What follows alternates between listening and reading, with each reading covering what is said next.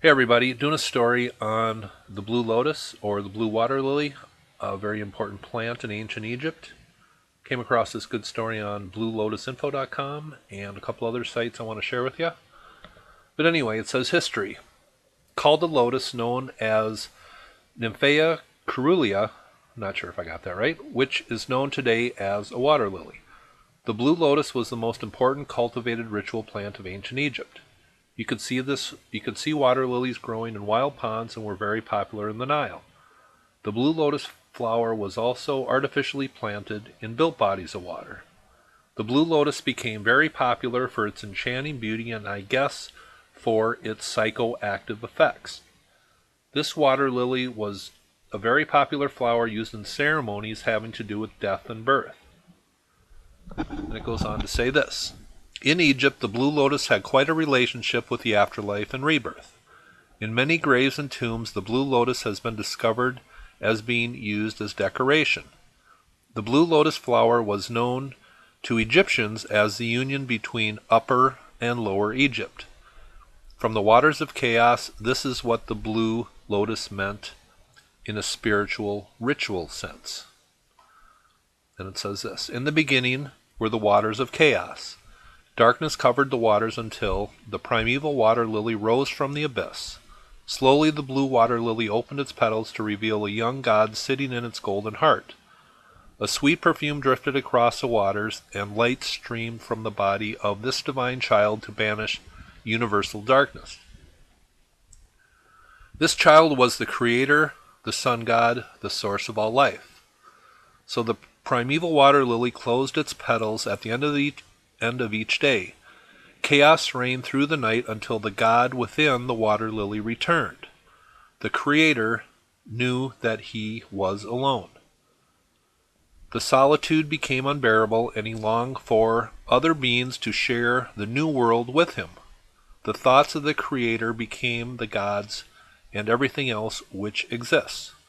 When his thoughts had shaped him, his tongue gave them life by naming them. Thoughts and words were the power behind creation. And it says, in Relevance, the Egyptians saw the blue water lily open up each morning, with the blue petals imitating the sky and its yellow center representing the sun.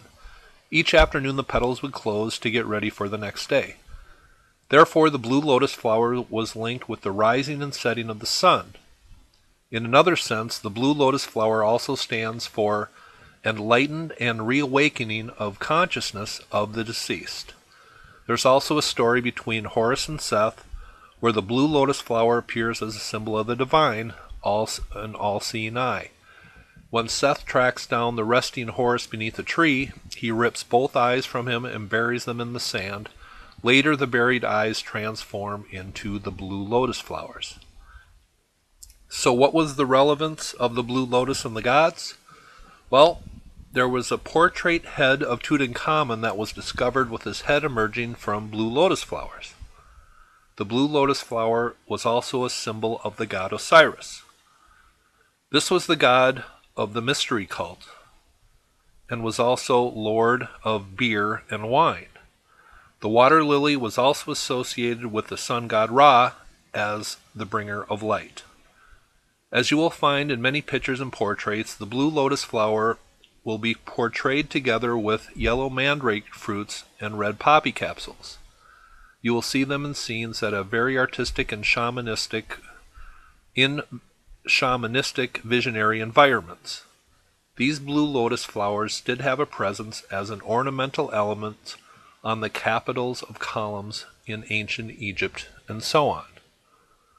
So I thought that was a very good initial description of the blue water lily and why it was sacred in ancient Egypt. Now I'm going to skip over to thekeep.org, and they have a very good story on the blue water lily also. And they go over many of the things that I just talked about. They have a few pictures of it. They also have pictures of how the blue water lily was depicted in ancient Egyptian art.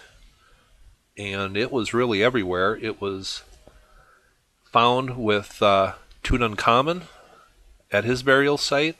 It is depicted on walls, temples, artwork, pottery, pretty much everywhere.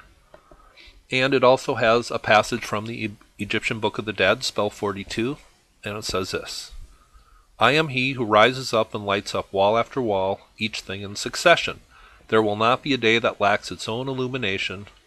Pass on, creatures, oh pass on. O world, listen, I have ordered you too. I am the cosmic water lily that rose shining from Nun's black primordial waters, and my mother is not the night sky. O you who made me, I have arrived.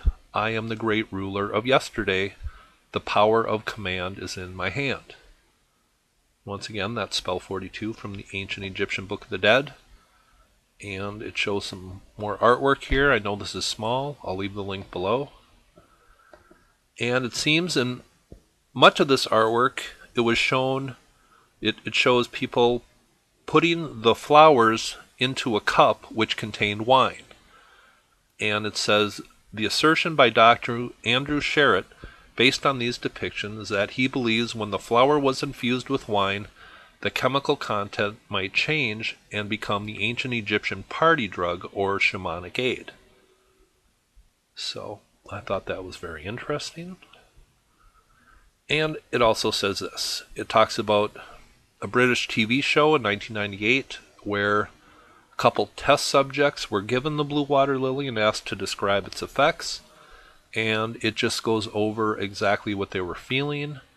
It says such things as they were feeling a little excited, then relaxed, giggly, chatty. I've never felt like this before. My perceptions are opening.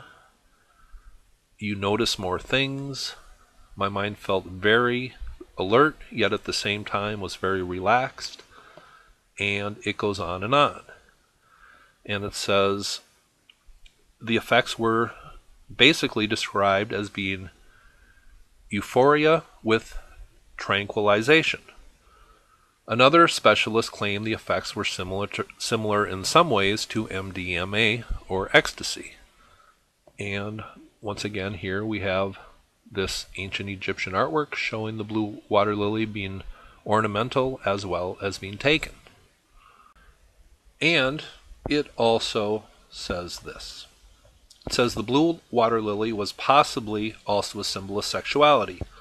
Dr. Liz Williamson says that the flower has a sort of Viagra effect. Women were wooed with the blue water lily. In certain erotic scenes from the term papyrus, women are shown wearing very little apart from the lily as a headdress. So, I find it interesting. Today we have a little blue pill, and back then they had a little blue flower. But one thing is very clear, the ancient Egyptians were not afraid to explore their consciousness, and the blue water lily seemed to help them out. And that's one thing very different in our society today. Natural plants that open up your consciousness are looked down upon by much of society. They are against the law, and I think that is too bad. I'm not saying I'm pro-drugs, but I'm saying I'm pro-consciousness. And maybe one reason why the Egyptian reality is different than ours today, in just maybe a small way. But I thought this was very interesting. The blue water lily seemed to be a sacred religious symbol. It seemed to be have medicinal purposes, and it had certain relations to certain Egyptian gods. And just with anything else in ancient Egypt, they used this blue water lily as a symbol, and symbols were prevalent in ancient Egypt. That's the way they communicated instead of words, and the blue water lily was one way they did this. And instead of making it, something that was frowned upon as kind of a party drug, I guess, they actually put it in their temples and artwork and made it a significant symbol for exactly what it did. They were not afraid, and they definitely did not look down upon expanding your consciousness, whether it be in any realm, including sexuality or spirituality or anything else. I just thought this was very interesting. I will leave the link below. Have a nice day.